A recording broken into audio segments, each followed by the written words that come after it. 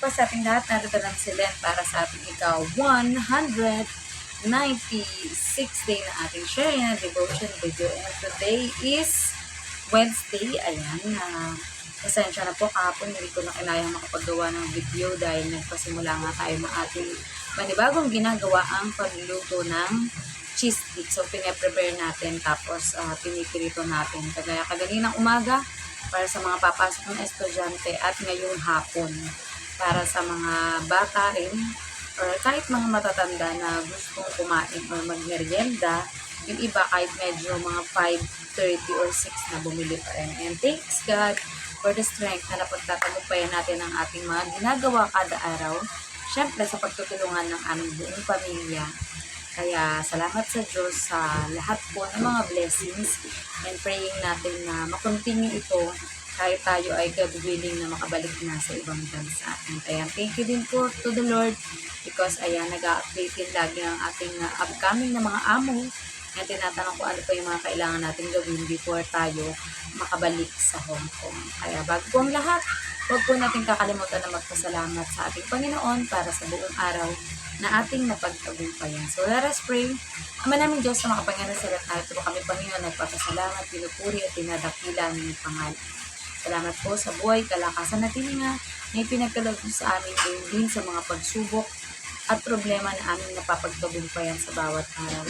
At ngayon muli Panginoon, dadako na naman kami sa pagbubulay-bulay o pag-aaral ng inyong mga salita. Dalangin namin na kayo ang mataas at mapupurihan sa ginagawa namin ito, Panginoon. Ano man po ang mga karumihan ng aming isip, puso at kilos, Panginoon, ay kayo ang may kakayahan, Panginoon, na maglinis nito, Panginoon, upang kami maging karapat-dapat ng mga rapo sa inyo, Panginoon. At gayon din sa mga makakapakinig, makakabasa o makakapanood ng aming yung sharing ng devotion video na ito, Panginoon, idalangin namin na kayo po ang may kakayahang humipo sa kanilang puso.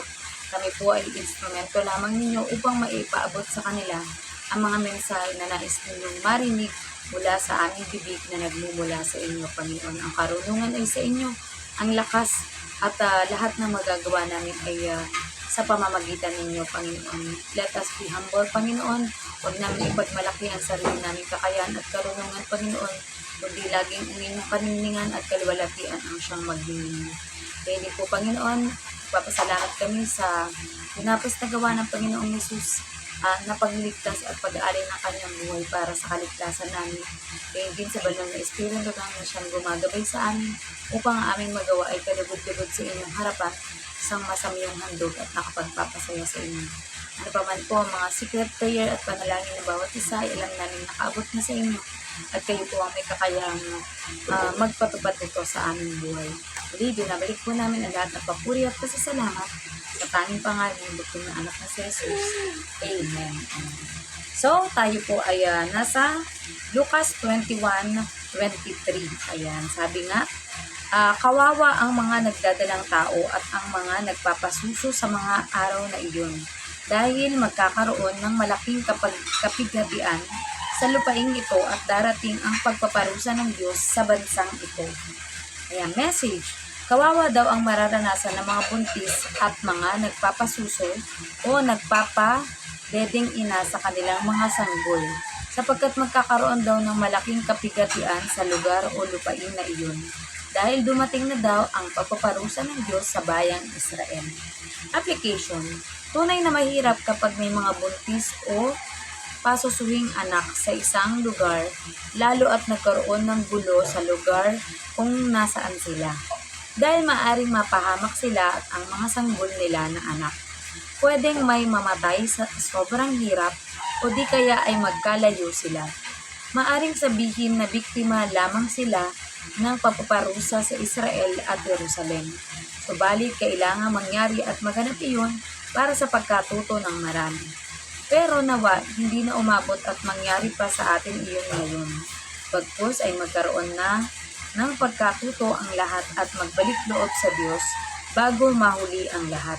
Mahirap magsisi sa bandang huli ng ating buhay. So, puri ng pagkabasa ng salita ng Diyos, diba? Ayan. So, tayo po bilang isang naging ina sa ating 3 anak ay naranasan po natin yan na magbuntis at magpa-breastfeed sa kanila, diba? Sabi nga, Mahirap yun, syempre kapag wala kang makain, mahina yung magiging production ng breast milk mo para sa yung anak, di ba?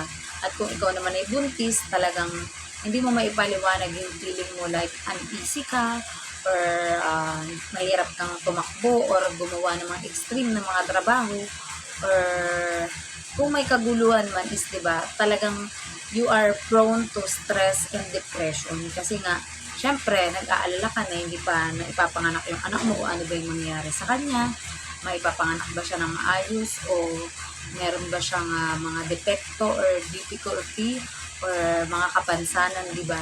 Pero sabi nga, ayan, kailangang mangyari yun na talagang may mga maaapektuhan na sobra ng mga buntis o kaya ay may mga anak na sanggol na dumedede sa kanila dahil para yun sa pagkatuto ng bansang Israel. Dahil yun nga, kagaya sa sinabi natin noong nakaraan na kagaya sa paglikha ng Diyos sa buong mundo or sa buong sanlibutan ay sinasabi na sa ikapitong araw or Sabbath day, ang Panginoong Diyos ay nagpahinga. So, yun din yung sinabi niya sa mga Israelita na dapat ay magpahinga o ipahinga nila ang lupa sa ikapitong taon. Pero patuloy at patuloy na sinaway ito ng mga Israelita, kaya ayun ng 70 AD or after death ng ating Panginoong Yesus ay nangyari ang pagkawasak ng Jerusalem at ang Israel din pagtagal ay nasakop ng mga nananakop dito. Ayan, at ayan, nagkaroon ng mga refugee na mga Israelita sa iba't ibang mga bansa na kukup-kup sa kanila, di ba? So, di ba yun, kagaya yun, ang hirap kapag buntis ka, kailangan yung tumakas sa lugar kung nasaan kayo dahil alam nyo may kapahamakan, di ba?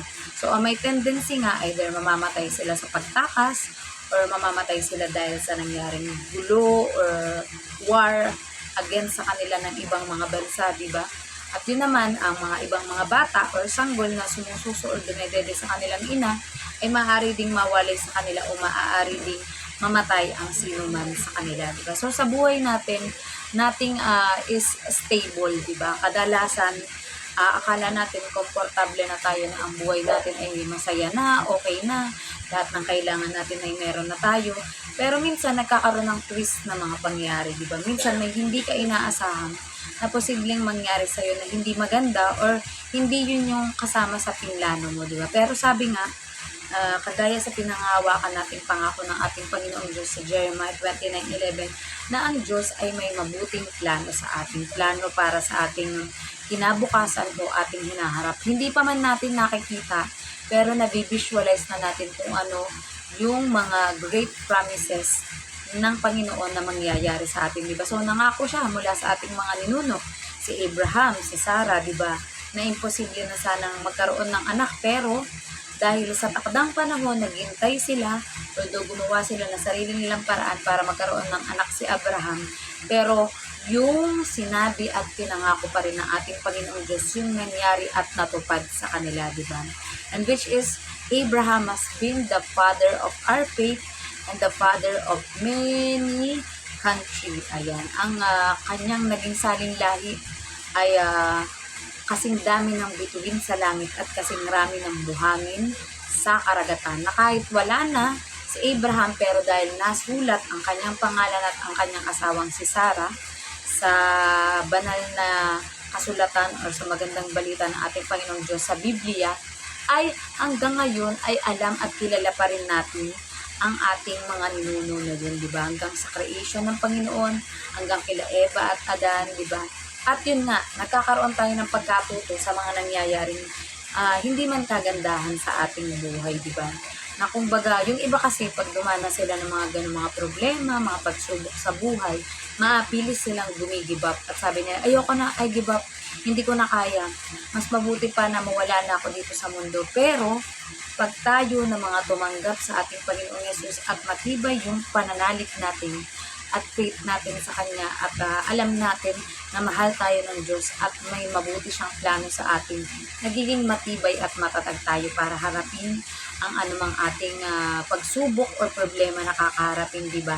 Sabi nga sa Philippians 4:13 that I can do all things through Christ who strengthen me. So, Sa buhay natin, di ba, kapag mananangan lang tayo sa sarili nating lakas o kakayahan, tayo ay tao lang, di ba? Minsan napapagod tayo, naluluha tayo, nagagalit tayo, nanghihina tayo, di ba?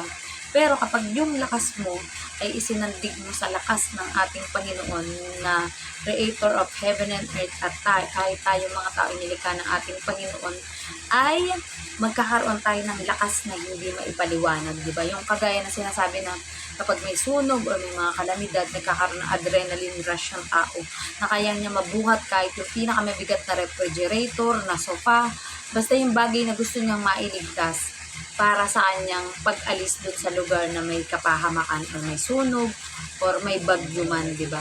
Kaya sa buhay natin, ganun din. Ayan, magdadanas man tayo ng mga pagsubok o problema, pero lagi nating tatandaan yung lesson na may iiwan sa atin, di ba? Kagaya nga sa naging parte ng ating preaching noong linggo na tinanong ko ang kongregasyon na sabi ko, what will be the mark that you will left in this world, di ba? Nawa ang maging marka na may iwan natin sa mundo, sa mga tao na nakakakilala sa atin ay mga mabubuting nagawa natin ng mga bagay, mga aral na ating naibahagi sa iba na natutunan natin mula sa salita ng ating Panginoong Diyos sa Biblia, diba?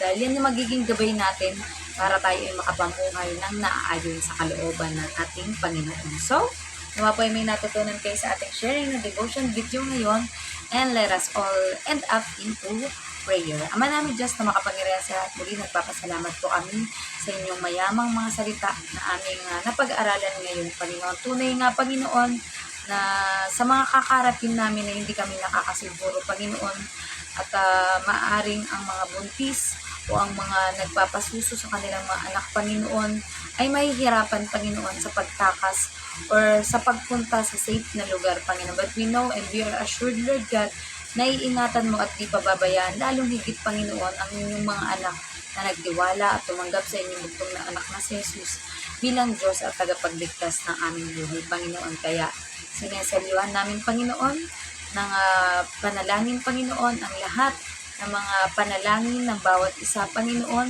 ng mga tao, lalo ang mga may problema sa financial, Panginoon, ito man yung mga utang, mga sa trabaho o sa negosyo, Panginoon, mga ipapatayong paaralan, hospital, at simbahan, Panginoon, para sa pagpapalaganap ng inyong ebanghelyo dito sa mundo, Panginoon, at edukasyon, Panginoon, para sa mga mag-aaral, Panginoon, upang magkaroon ang bawat isa sa amin na magandang buhay kung sakaling matatapos namin ang aming pag-aaral, Panginoon. Kaya hindi po, Panginoon, sino man nagbabalak na bumili ng mga sasakyang pandagat, panghimpapawid o panglupa, Panginoon, upang maabot o mapuntahan ang mga kababayan namin, Panginoon, na hindi kayang abutin ng ibang tao, Panginoon. Pero hayaan niyo po, Panginoon, na maging instrumento niyo kami upang maabot sila, upang ma-outreach sila to know you and to have a deeper relationship with you, Panginoon. Pinadalangin din po namin ang lahat ng sakit at karamdaman, ito man ay malala o hindi, Panginoon, physical man, emotional o spiritual, Panginoon, na kayo ang may kakayahang magpagaling huli sa bawat isa, Panginoon. Maaring ito ay matagal, maaring ito ay mabilis, Panginoon.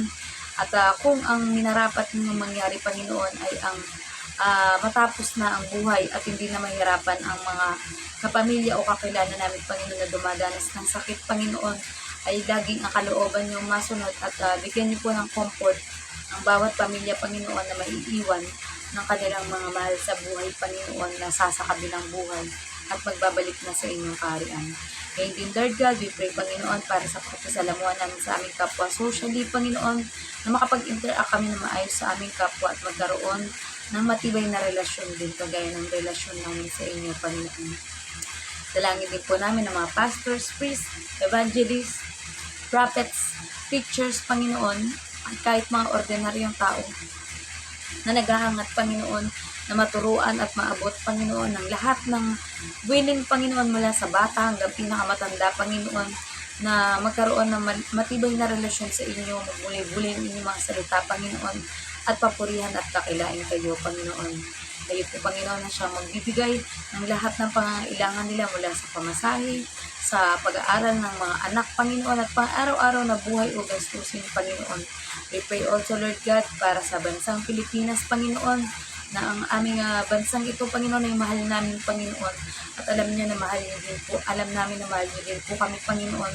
At may mabuti kayong inihandang plano para sa Pilipinas, Panginoon, para sa pagtulad nito, sa pagkakaayos-ayos mula sa pinakamataas na presidente hanggang sa pinakamababa na sa mga barangay, Panginoon, at bawat pamilya, Panginoon, ay magiging disipulo o discipler niyo, Panginoon, na magiging kaligayahan ng bawat isa, Panginoon, ang ipahayag, ipamalita ang ebanghelyo at ang inyong mga nagawa na narasaksihan namin sa buhay namin, Panginoon, na ay kami ang maging buhay na patotoo sa iba, Panginoon, at ang aming kilos, salita o gawa ay maging karapat-dapat para sa inyo, Panginoon, at masamling handog na ikinatutuwa niyo, Panginoon.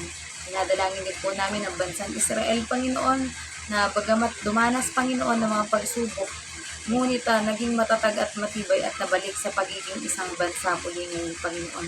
Sabi niyo nga, kung sino ang magpala sa Israel ay hindi pagpapalain, Panginoon. At anuman pong mga gulo, gera, Panginoon, pagkakaaway-away, o mga masamang balak ng bawat isang bansa, Panginoon, sa kapwa bansa, Panginoon, ay ipaunawa niyo po sa kanila, Panginoon, na dapat kami ang mas magmahalan, mag-unawaan at magsuportahan para sa ikalalago ng bawat bansa at mga bansa, Panginoon, na naghihirap o dumaranas ng paggutom sa mga panahon ito, Panginoon. Hindi po, Panginoon, ano pa man ang secret prayer ng bawat isa, Panginoon, ay alam namin na babatid din na, Panginoon, at kayo po ang siyang sasagot sa tamang panahon, Panginoon. Salamat sa mga pinagkaloob niyo sa amin, Panginoon. Ito man ay aming hiningi o kusan niyo pinagkaloob sa amin, Panginoon. Basta kami inaniniwala that there is someone, Panginoon, there is a God who always look after us, Panginoon, at nalalaman kung ano man ang aming ginagawa. Wala po kami maililihim sa inyo na kahit ano, Panginoon, sapagkat kayo ang may hawak ng buhay ng lahat ng inyong nilikha sa mundong ito. At nawa maabot kahit hanggang sa mga nasa ibang planeta, Panginoon, buwan, Panginoon, ng inyong ebanghelyo sa pamamagitan ng social media namin, Panginoon, ay magagamit ito upang mas mapalapit ang maraming tao sa inyo, Panginoon. Muli, binabalik po namin ang lahat ng papuri at pasasalamat sa tanging pangalan ng bugtong anak na sa Jesus. Amen. Good night po sa ating lahat and God bless. Bye-bye.